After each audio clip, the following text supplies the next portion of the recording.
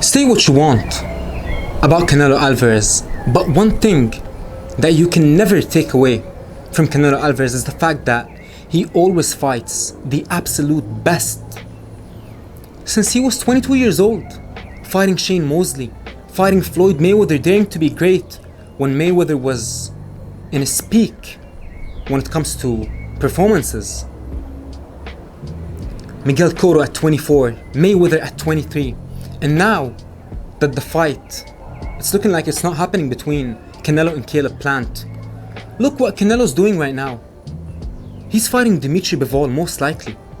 Dimitri Bivol is an absolute monster. Plant is a boxer. He's a slick mover. He would have given Canelo some trouble probably in the first 2-3 rounds.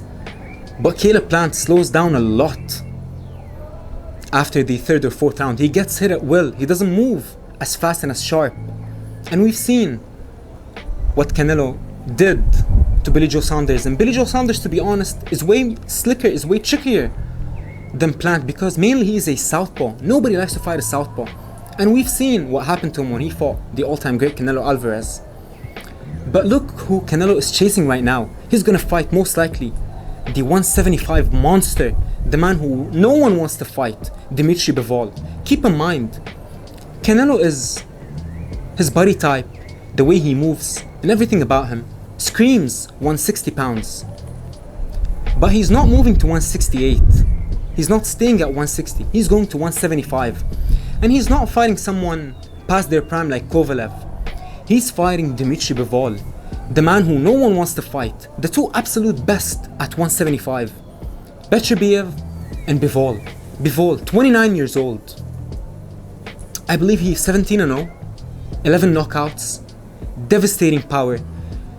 Even remove all the skills aside, look at his last performance against Richards in the UK.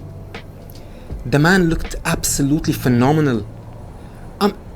It's crazy that you see such a high-profile fighter like Canelo Alvarez.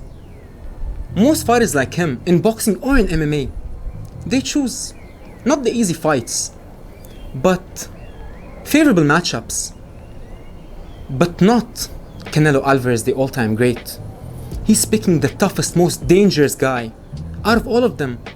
Maybe aside from Beterbiev, Bivol is an absolute monster. Not only is he a knockout artist, but mainly his power carries throughout all 12 rounds. So he's always dangerous, from the opening bell until the end of the fight.